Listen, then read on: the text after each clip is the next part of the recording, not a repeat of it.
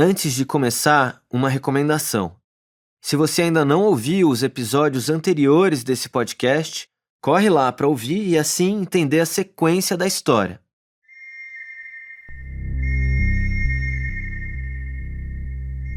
É estranho. Nesse 6º episódio, eu sinto que a gente já caminhou bastante na história do Marco Aurélio. E se às vezes, assim como eu, você fica com a impressão de que a gente está andando em círculos, é isso mesmo.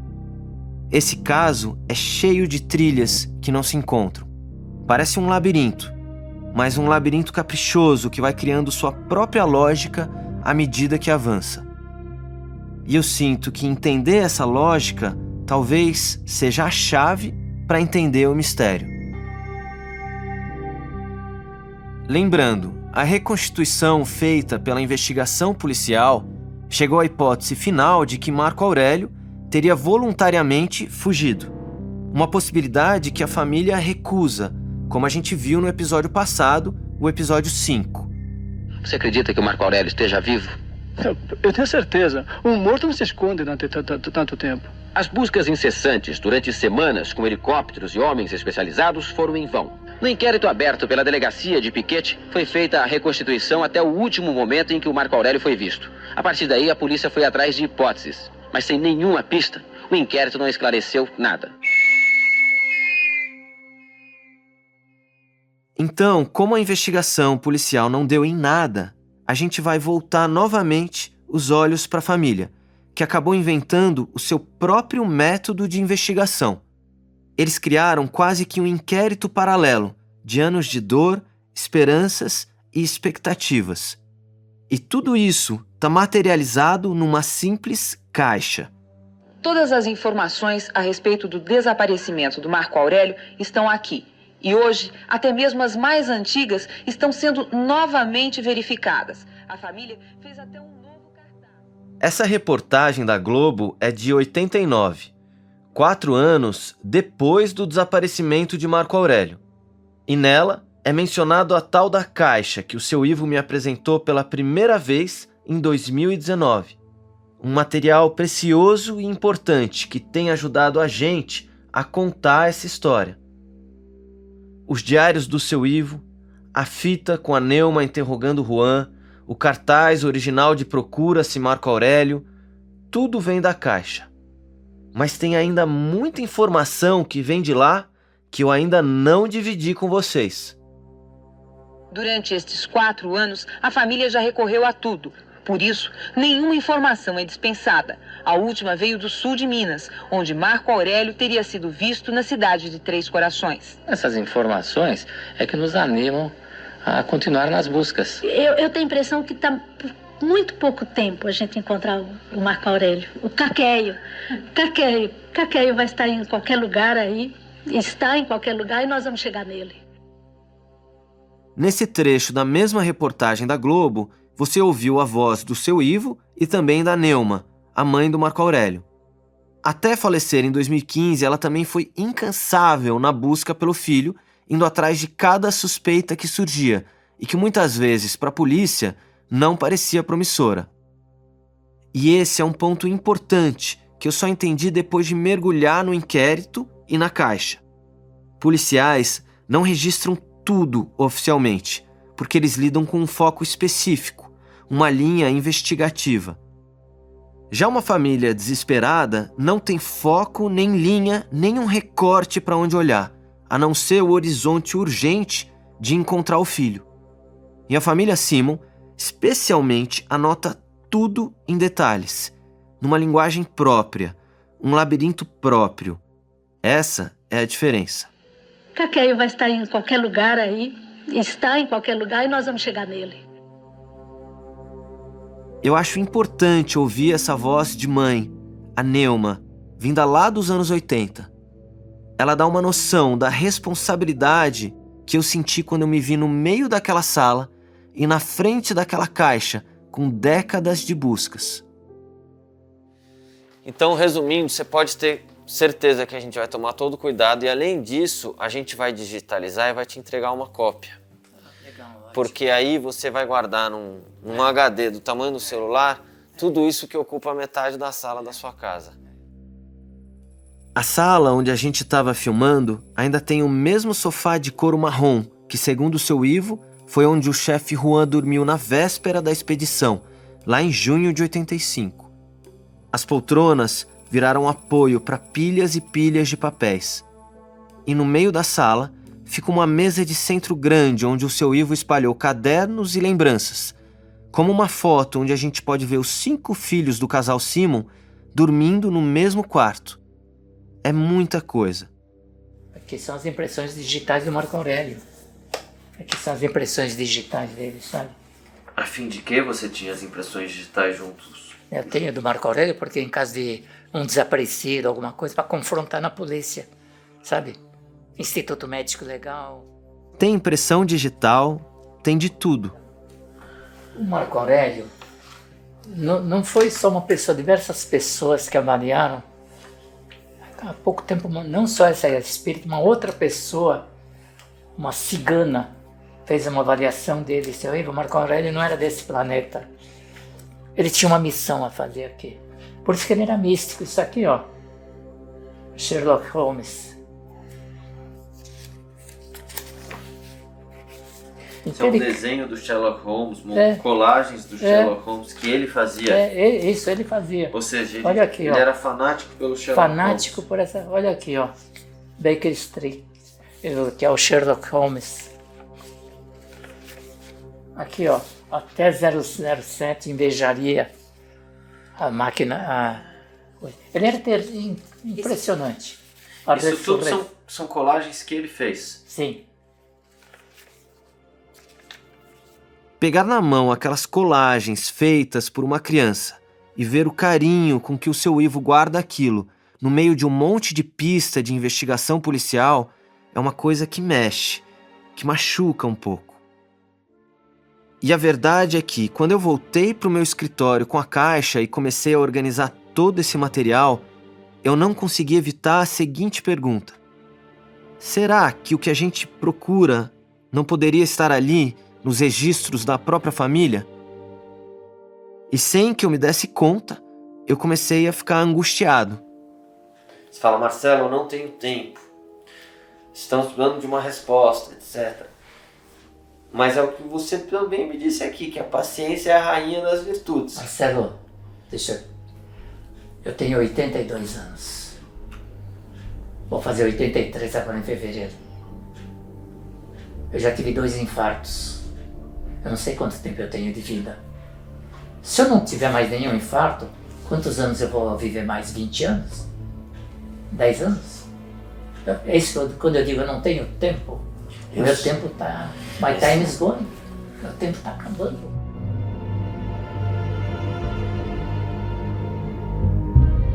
Esse é o Pico dos Marins, o caso do escoteiro Marco Aurélio.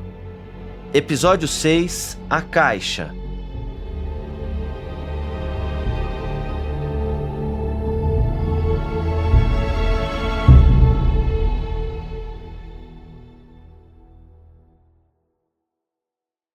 Nesse episódio, a gente vai tentar iluminar 3 hipóteses da caixa que dão a dimensão do trabalho feito pela família. Dá para desdobrar muitas outras, mas a gente escolheu essas 3 porque elas ilustram bem a dinâmica do Simon. Eles recebiam as pistas, investigavam por conta própria e depois enviavam para a polícia o que parecia mais consistente. Importante, essas hipóteses que a gente escolheu não foram parar nos autos do inquérito, mas a família Simon foi a fundo em cada uma delas. Hipótese número 1. Os borboletas azuis. Tá na caixa. Uma carta datilografada ao chefe da Polícia Civil de Vitória, Espírito Santo. Data: 29 de agosto de 1985. A carta é assinada pelo seu Ivo e eu pedi para ele mesmo ler pra gente. Prezado senhor, conforme nosso telefonema, estou anexando cartazes com fotos do meu filho Marco Aurélio, desaparecido desde o dia 8 de junho. Entre os fatos estranhos que ocorreram nos dias subsequentes está a viagem de 2 garotos da cidade de Piquete para a cidade de Vitória, no Espírito Santo, conduzidos pelo Sr. Maxwell, pastor ou algo semelhante, da Igreja em Marcha do Sétimo Dia.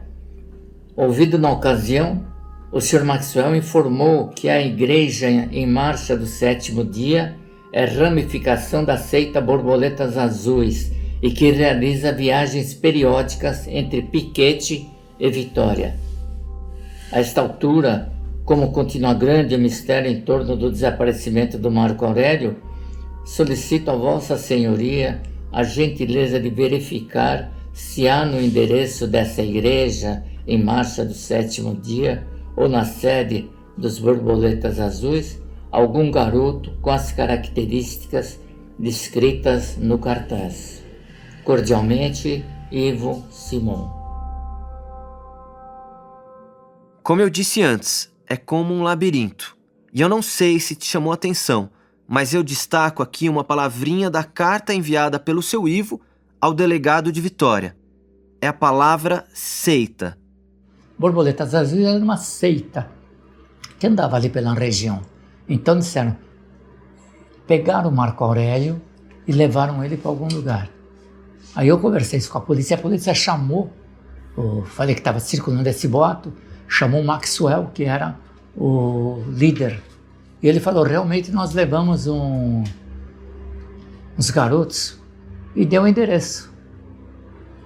Aí eu peguei com a polícia e mandei um amigo meu, jornalista lá da região, na época tinha um jornal bom lá e o cara era meu amigo, ele foi lá ver.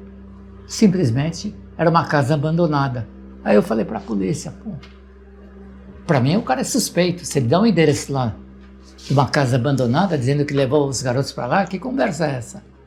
A polícia, não, isso é irrelevante e tal. A única coisa que não foi investigada assim a fundo. Entendeu? Antes de seguir, é importante a gente contextualizar. Os Borboletas Azuis nasceram em Campina Grande, Paraíba, como um movimento de contestação às transformações da Igreja Católica.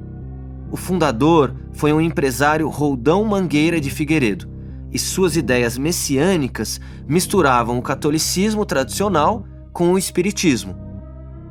Os adeptos usavam roupões brancos com mantas azuis nas romarias, e talvez por isso eles tenham ficado popularmente conhecidos nos anos 80 como seita. Você deve estar aí se perguntando como é que um movimento de Campina Grande, Paraíba, pode ter alguma relação com o desaparecimento do Marco Aurélio, que foi em São Paulo, a quase 2.500 quilômetros de distância. Pois é, essa pergunta dá um pouco o tom das diferentes hipóteses que circulavam na época do desaparecimento do Marco Aurélio. Então, em agosto de 86, mais de um ano depois do desaparecimento do seu filho e daquela primeira carta que ele mandou para o delegado de Vitória, o seu Ivo envia uma lista de documentos e solicitações à delegada Sandra, a titular do caso em Piquete na época. No item 3, aparece o caso dos Borboletas Azuis. Creio que seria interessante a senhora solicitar investigações oficialmente, pois no endereço indicado em Vitória funcionava uma antiga república de estudantes, segundo a polícia local. Eu até falei com a delegada Sandra sobre essa história, mas ela não se lembrava muito bem, no detalhe, o que tinha acontecido. Aquelas borboletas azuis, né? E tudo que aparecia era checado. Vocês checaram as borboletas azuis? Como Sim. Eu não me recordo o que foi feito, mas eu acho que a gente ouviu pessoas ou pediu diligências no local. Toda pista, por minimamente que fosse, a gente investigava e... Não há menção à tal seita dos Borboletas Azuis no inquérito, mas se você entrar no Wikipedia do caso Marco Aurélio, tá lá como uma hipótese. Tudo porque o seu Ivo nunca abandonou essa possibilidade. E num dos relatórios que estão na caixa do seu Ivo, ele anota que o pastor que teria dado carona aos dois meninos de Piquete até Vitória, bem nos dias que Marco Aurélio sumiu, apresentou até as certidões de nascimento das crianças e disse que eram filhos de outros integrantes da igreja a qual os borboletas azuis estariam ligados. Mas mesmo assim, o seu Ivo mantém a dúvida. Pergunta-se: as certidões seriam mesmo dos referidos garotos ou de outros? Por que levaria filhos de elementos da seita de Piquete para a Vitória? São perguntas que ecoam até hoje.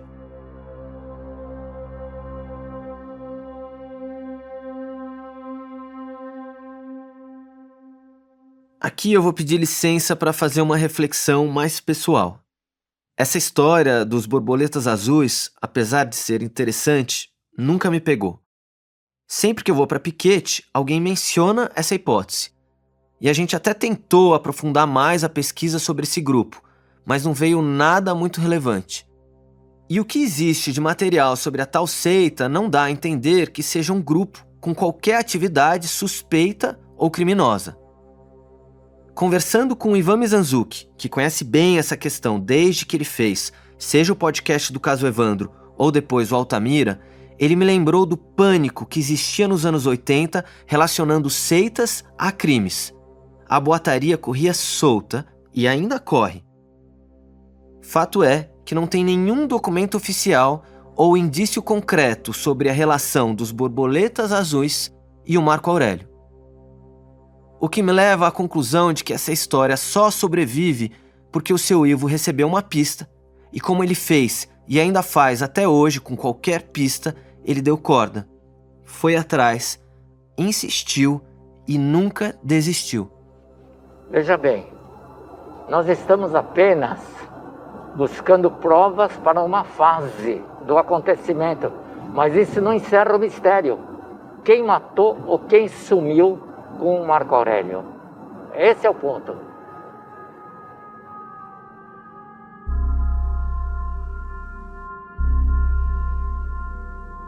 Agora vamos à hipótese número 2.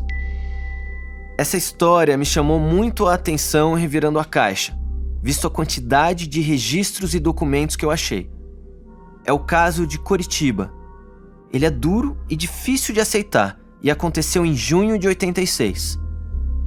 O principal documento é um dossiê de 3 páginas, datilografado e numerado, como se fosse um relatório oficial, mas assinado pela Neuma, mãe do Marco Aurélio. Já na primeira página, tem uma carta enviada pelo Dr. Rebelo, que era o delegado titular do Grupo Antissequestro de São Paulo, apresentando a família Simon ao delegado-geral da Polícia do Paraná. Recebemos telefonema da União dos Escoteiros do Brasil, informando que estava lá um rapaz chamado Cláudio. O texto descreve o Cláudio, um escotista registrado na UEB, como um jovem surdo-mudo, uma expressão que hoje está em desuso. E um detalhe, a Neuma conta que ele faz leitura labial e consegue falar, ainda que com dificuldade, mas que no primeiro encontro da família com o Cláudio, que veio a São Paulo, um intérprete ligado à União dos Escoteiros do Brasil, chamado Arnaldo, ajudou na conversa. Usando o Arnaldo como intermediário, Cláudio nos informou que 1. Teria visto Marco Aurélio em Curitiba, na Praça Rui Barbosa, que estava dentro de um ônibus, ele, Cláudio, e viu um rapaz maltrapilho sentado numa calçada em frente a uma farmácia. Pediu ao motorista para parar, desceu do ônibus, dirigiu-se ao rapaz e procurou conversar. Perguntou o nome e o rapaz disse chamar-se Marco Aurélio, mas que não se lembra de mais nada. Não sabia da família e, perguntado se queria vir para São Paulo, disse que não. O Cláudio disse que não forçou porque não tinha dinheiro para a passagem e nem pegou o menino à força para não chamar a atenção, pois ele fala com certa dificuldade e seria difícil explicar a situação. Na sequência, o relato fala da tática usada pela família outras vezes, a de levar o irmão gêmeo idêntico, o Marco Antônio, como teste de comprovação. Pedimos a Arnaldo para manter Cláudio na União dos Escoteiros do Brasil, apanhamos Marco Antônio na escola e fomos com ele até lá. Ao chegarmos, O Cláudio, que estava datilografando, levantou-se e, parecendo muito emocionado, falou: Marco Aurélio. Os presentes, várias pessoas testemunharam. Conversamos bastante com ele, que nos contou detalhes da história, dizendo sempre estar muito emocionado em ter encontrado o escoteiro Marco Aurélio. Não deu explicação satisfatória para o fato de, se tinha tanta certeza de que o menino era ele, por que não procurou ajuda de autoridades em Curitiba? Detalhe, diz que o vira de 19 de junho de 1986 e só passou a informação no dia 23 de junho de 1986. A Neuma continua e diz que foi aí, então, que a família procurou a ajuda do grupo anti-sequestro de São Paulo para tirar a história a limpo. O mesmo alegou que não havia verba suficiente para mandar investigadores a Curitiba, indagando da possibilidade de custearmos as despesas de 2 investigadores para nos acompanharem o tempo que fosse necessário. Diante do fato de não podermos arcar com as despesas, solicitamos carta de apresentação à Polícia do Paraná. Essa é a carta que está na primeira página do dossiê. Basicamente, uma ponte feita pelo grupo anti-sequestro de São Paulo para tentar ajudar a família a localizar o menino em Curitiba. Seu Ivo, Neuma e Marco Antônio foram para a capital paranaense pagando do próprio bolso, o que num primeiro momento não deu em nada. Aí, em julho, o Cláudio aparece de repente na casa da família Simon em São Paulo, afirmando que tinha visto Marco Aurélio pela segunda vez, agora numa rodoviária de Curitiba. E mais, ele chega com um papel com a assinatura de Marco Aurélio Pereira dos Santos. Apesar do sobrenome ser diferente, a Neuma anotou esse fato com certo otimismo. A letra é muito parecida com a de Marco Aurélio. Aí, dessa vez, a família combinou de seguir junto com o Cláudio para Curitiba. Ele dormiu na casa dos Simons e no dia seguinte, cedo, eles pegaram um ônibus. Agora, houve o desfecho dessa história. Em resumo, é o seguinte. Interrogado pelos investigadores Roberto e Clayton, Cláudio confessou que inventou toda a história à toa, que pediram a um garoto vizinho seu de 7 anos para assinar aquele nome e que ele, Cláudio, copiara, que tudo que fizera fora encenação. A impressão que deixou é que ele não é bobo como quer aparentar, ouve quando quer e sabe mais do que aparenta. E você pode imaginar como isso afetou a família Simon. Em vista do meu filho Marco Antônio ter ficado muito abalado, bem como eu própria, os policiais e meu sobrinho levaram o Cláudio até a rodoviária. Já em São Paulo, o seu Ivo solicita os antecedentes criminais do Cláudio e descobre: aquele escoteiro que foi acolhido e dormiu na sua casa tinha 2 passagens pela polícia, as 2 por furto. O Cláudio não foi chamado para maiores averiguações. E mesmo depois de tudo isso, ainda dá para achar ali no fim do relatório feito pela Neuma um último fio de vontade de acreditar que o Marco Aurélio tinha mesmo sido visto por aquele Cláudio. Ela até menciona o delegado do grupo anti-sequestro, o Dr. Rebelo. O Dr. Rebelo ficou de fornecer o nome de um perito criminal para dar um parecer sobre o assunto da assinatura. Atenciosamente, Neuma Bezerra Bozaja Simon.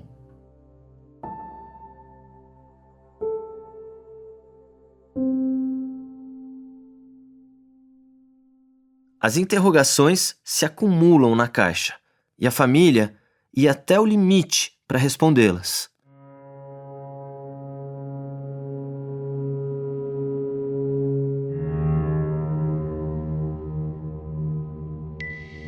Hipótese 3. Esse é talvez o pior dos casos. Aconteceu na cidade de Jabuticabal, interior de São Paulo, cerca de 1 ano depois do desaparecimento do Marco Aurélio. Eu lembro que uma vez ligaram e estavam pedindo um dinheiro de sequestro. Essa é a Adriana, a irmã mais velha do Marco Aurélio. E essa ligação a que ela se refere, a gente já ouviu no último episódio. É o seguinte, eu tô com garoto, mas não quero grana. Quero 200 milhões. Aonde você está? Hã? Aonde você está? Tô no estado. Como é que a gente pode te localizar? E assim, diante do pedido de resgate, a família acionou novamente o grupo anti-sequestro. A Tânia, irmã da Neuma, que cuidou dos sobrinhos na época das buscas em 85, lembra bem. Que me chocou foi aquela do sequestro. Eles pediam resgate. Aí você vê assim, a humanidade é maldosa, é ruim. Isso não é maldoso, isso é ruindade.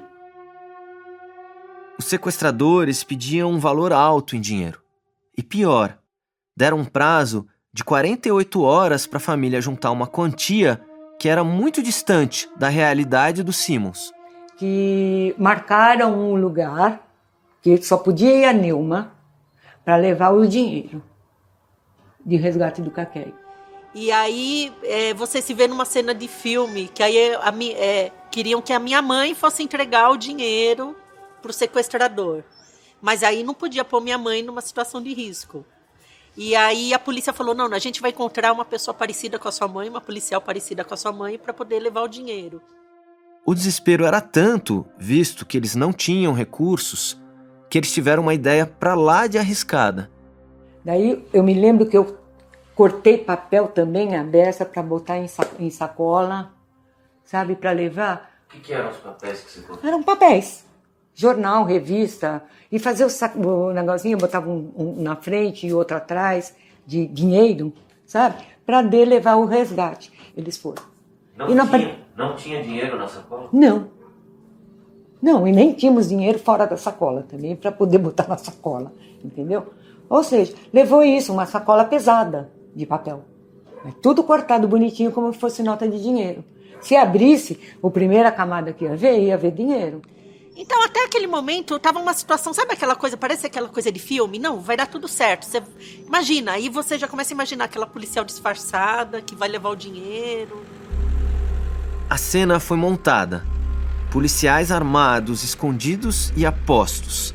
Saco com dinheiro falso. E uma mulher, que parecia Neuma, mas não era Neuma, para fazer a troca. Eu imagino o coração da mãe de Marco Aurélio nessa hora. A mistura de sentimentos, do tipo medo do que podia acontecer, junto com a expectativa de finalmente rever o filho. Depois de algumas horas, um carro suspeito se aproximou. Mas logo se afastou em velocidade, segundo me contou o seu Ivo.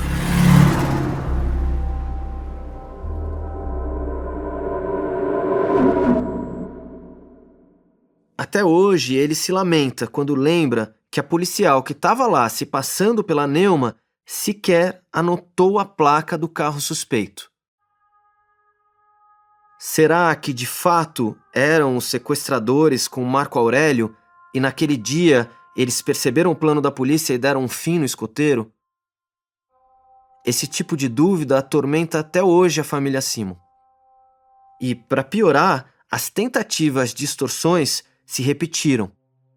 Depois dessa de Jaboticabal, houve ainda outros telefonemas com pedidos de resgate. Então, às vezes, parecia que você estava vivendo numa situação de filme, mas que ia acabar, porque em todo filme acaba de alguma maneira, né? Mas o nosso nunca acabou, né? Essas experiências frustradas e dolorosas evidentemente marcaram a família Simon ao longo dos anos. E cada um lida com os traumas de forma diferente. Eu pude perceber isso quando eu estava entrevistando o Marco Antônio sobre esses casos de sequestro. Ele, do nada, teve um gatilho, fez uma pausa e se lembrou de uma história com a própria filha dele, que eu acho que simboliza de forma triste a cicatriz profunda que o desaparecimento do irmão e a angústia de eventualmente poder encontrá-lo algum dia deixou na família. Então, eu vou te contar uma história, Marcelo. Era um Natal. Eu tenho 2 filhos hoje, a Rebeca e o Otávio. Ainda não tínhamos o Otávio, a Rebeca era pequenininha, nós estávamos num shopping fazendo compra de Natal. E o shopping estava cheio. A Rebeca aqui na nossa mão, tinha uma rampa, a Rebeca escapou, saiu correndo no meio das pessoas e a gente não conseguiu acompanhar. Eu fui num segurança, falei assim, a minha filha desapareceu. Passa um rádio, me ajuda. Ele falou, não posso fazer nada. O shopping tá cheio. Foram coisa de 10, 15 minutos. Os mais difíceis da minha vida. Daqui a pouco, a minha esposa liga. Achei a Rebeca. Ela estava na frente do mercado que tinha no shopping, olhando uma árvore de Natal com uma luzinha. Eu fiquei 3 dias sem dormir. Os 15 minutos mais difíceis da minha vida.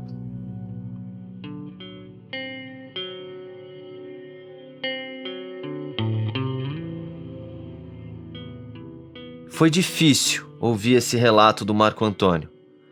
Eu confesso que na hora eu fiquei meio sem reação. Eu senti muito por ele.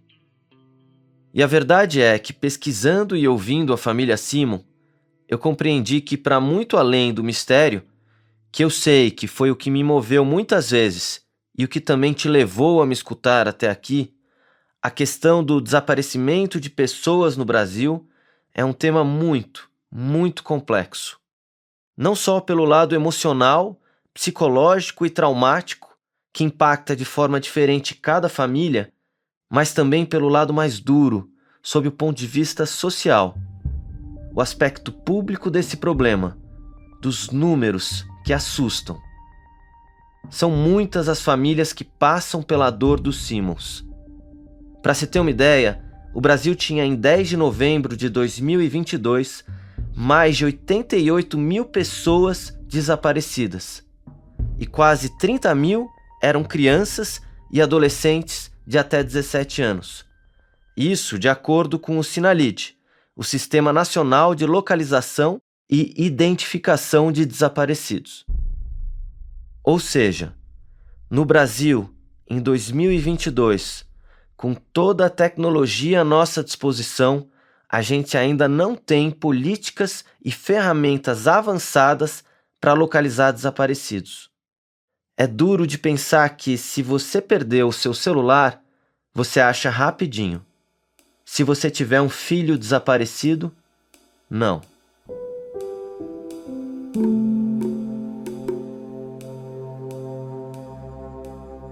Então, quando eu vejo a família Simon, desde a década de 80, aguardando todo tipo de pista em uma caixa, indo atrás de qualquer chance que apareça, eu entendo. E se a gente somar o fator tempo à situação, só piora. Afinal, à medida que os anos passam, o poder público e todo o seu aparato também se afastam do caso. E como bem me disse a delegada Sandra, o tempo que passa é a verdade que some. Mas o mais interessante da família Simon é que rapidamente eles percebem isso.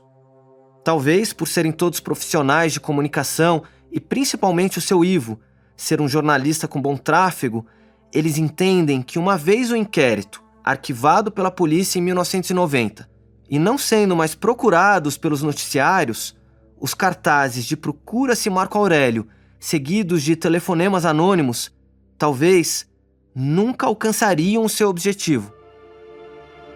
Era preciso mudar de estratégia. Para os Simons, era preciso amplificar o alcance. Então, o seu Ivo e a Neuma vão passar os anos 90 e os anos 2000 buscando outros holofotes. Eles migram do noticiário, do jornalismo convencional, para o entretenimento televisivo da época. Os programas de auditório, de entrevistas e até os mais sensacionalistas. Foi a forma que encontraram de manter viva a busca pelo filho. Se não havia um fato novo para estampar a capa da Folha ou do Estadão, o drama dos pais buscando pelo filho de forma incansável vendia, e vendia bem.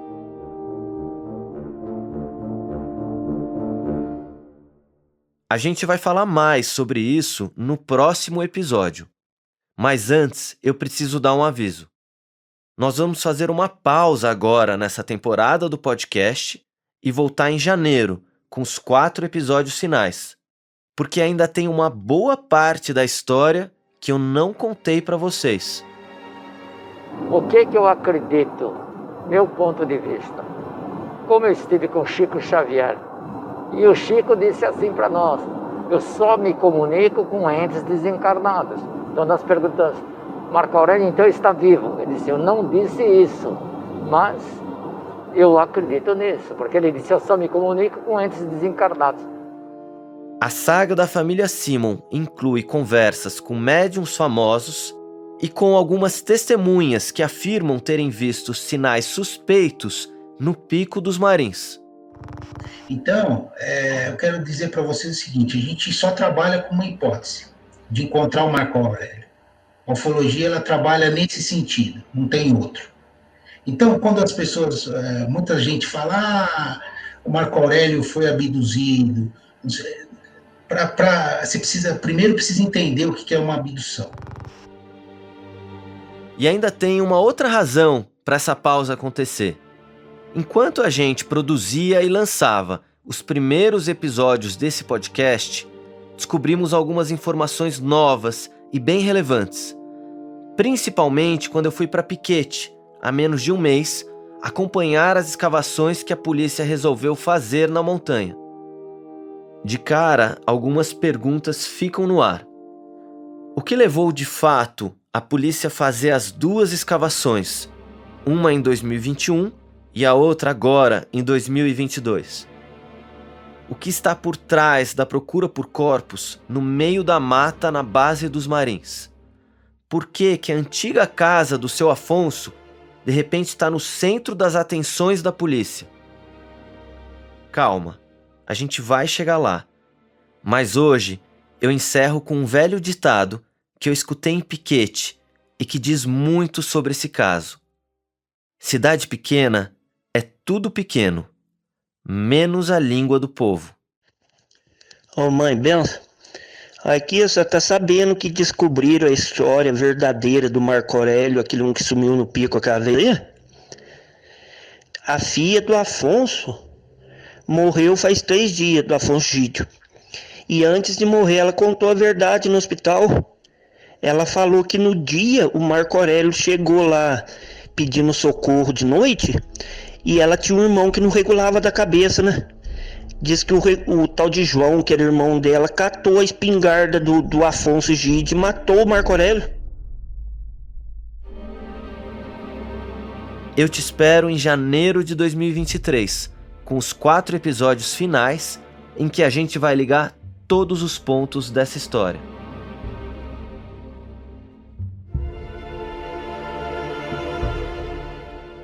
Se você tem alguma informação sobre o Marco Aurélio, escreve pra gente no e-mail ocasodoescoteiromarcoaurelio@gmail.com.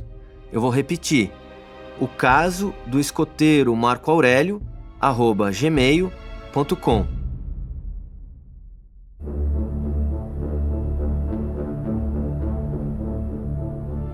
Pico dos Marins, o caso do escoteiro Marco Aurélio, é um podcast original Globoplay.